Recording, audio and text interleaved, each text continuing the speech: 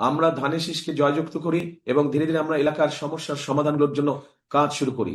তবে এখানে একটা কথা আছে প্রিয় ভাই বোনেরা, গত 15-16 বছর কি আপনারা ভোট দিতে পেরেছিলেন? ভোট দিতে পারেননি আপনারা। আমাদের দেশের মানুষের ভোটের অধিকার কেড়ে নেওয়া হয়েছিল, কথা বলার স্বাধীনতা কেড়ে নেওয়া হয়েছে। যারা এই কাজটি করেছিল তারা দেশ থেকে চলে গিয়েছে। কিন্তু প্রিয় ভাই বোনেরা, এখন অন্য একটি গোষ্ঠী, তারা আবার কিছু কিছু ষড়যন্ত্র করছে যেন নির্বাচন বাধাগ্রস্ত হয়।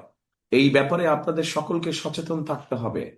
12 তারিখে ইনশাল্লাহ, 12 তারিখে এখানে যারা মুসলমান ভাই আছেন, আপনারা তাহাজ্জুদ পড়ে স্ব নির্বাচনী এলাকায় স্ব ভোট কেন্দ্রে গিয়ে ভোরের ফজরের জামাত ওখানে ভোট কেন্দ্রের সামনে আদায় করবেন। এবং যারা মুসলমান অন্য ধর্মের ভাই বোনেরা আছেন তাদেরকে সাথে নিয়ে যাবেন, যাতে করে সকাল সকাল সবাই ভোট কেন্দ্রের সামনে লাইন দিয়ে দাঁড়াতে পারে, যাতে ভোট দিতে পারেন, আপনারা সঠিকভাবে ভোট দিতে পারেন। এবং শুধু ভোট দিলেই চলবে না, ভোট দিয়ে চলে আসলে চলবে না, ভোট দিয়ে ওখানে থাকতে হবে, যাতে করে আপনার যে ভোটটা আপনি দিলেন এই ভোটের হিসাব কড়াই গন্ডায় বুঝে আনতে হবে। পারবেন কি ভাই বোনেরা, পারবেন? ইনশাল্লাহ, ইনশাল্লাহ। প্রিয় ভাই বোনেরা, ইনশাল্লাহ আজকে সময়ের অভাবে আমি আপনাদের পাশে এসে দাঁড়াতে পারিনি।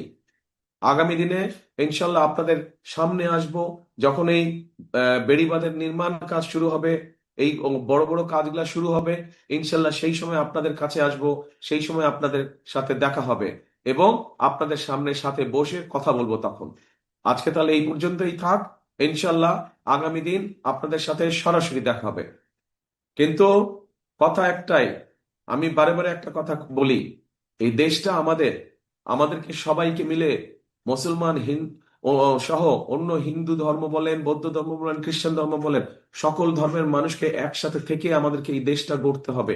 এই দেশটা আমাদের সকলে পরিশ্রম করে গড়ে তুলতে হবে, কারণ এই দেশই আমাদের প্রথম এবং এই দেশই আমাদের শেষ ঠিকানা।